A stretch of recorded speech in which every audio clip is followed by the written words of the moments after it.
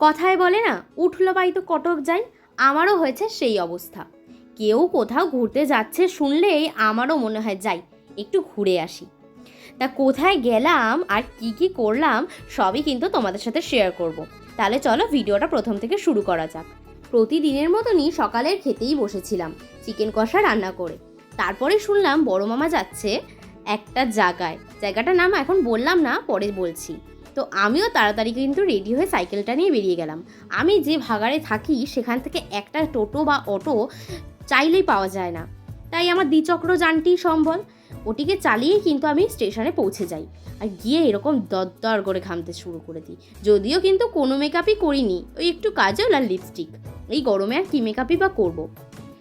Ticket কাউন্টারে ঢুকে দেখি এনারা দুজন পাহারা দিচ্ছেন। দুটো কিন্তু টিকিট কেটেও নিলাম। একটু পজ করে দেখো, দুটো কিন্তু রিটার্নই আছে। কিন্তু তারপরে আমাদের সাথে একটা ঘটনা ঘটে গিয়েছিল, যার কারণে আর রিটার্ন টিকিটটা কোনো কাজে দেয়নি। তারপর স্টেশনে ট্রেন ঢুকে গেলে আমরা কিন্তু ট্রেনে উঠে পড়লাম। উঠেই কিন্তু আমি বসার জায়গা পেয়ে গেছিলাম, কিন্তু বড় মামা দাঁড়িয়েছিল। তো তারপরে বড় মামা কিন্তু বসার জায়গা পেয়ে গেছিলো আর আমি কিন্তু বড় মামার পাশে গিয়ে বসে পড়েছিলাম। সত্যি কথা বলতে আমি ঘুরতে ভীষণ ভালোবাসি, কিন্তু জার্নি করতে একদমই পছন্দ করি না। জার্নি করলে আমার ভীষণ কষ্ট হয়ে যায়। শুধু আমার কেন, অনেকেরই। অনেকে আবার এটাকে এনজয়ও করে, বাট আমার একদমই ভালো লাগে না। কিন্তু ঘুরতে বেশ ভালোই লাগে। তাই মনে হয় নিজের যদি একটা পার্সোনাল হেলিকপ্টার থাকতো তাহলে উড়ে উড়ে ঘুরে বেড়াতাম আমি। যাই হোক, তারপরে কিন্তু আমরা ধীরে গতিতে চলে আসলাম নিজেদের গন্তব্যে। আর এই দেখো গঙ্গার ঘাটটা কেমন লাগছে জানিও কিন্তু। আমার কিন্তু বেশ ভালো লাগে।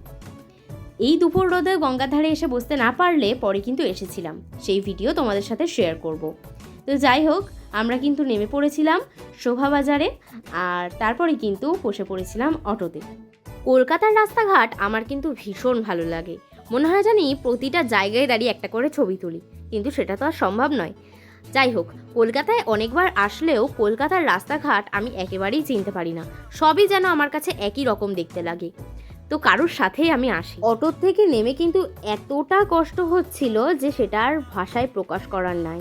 তাই জন্য কিন্তু একটু চোখে মুখে জল দিয়ে নিয়েছিলাম।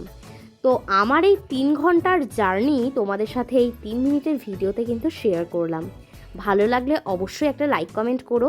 আর কোথায় আসলাম, কি কি খেলাম, কোথায় কোথায় ঘুরলাম সেটা কিন্তু নেক্সট ভিডিওতে আসছে, তার জন্য কিন্তু অপেক্ষা করো। তো দেখা হচ্ছে নেক্সট ভিডিওতে। টাটা।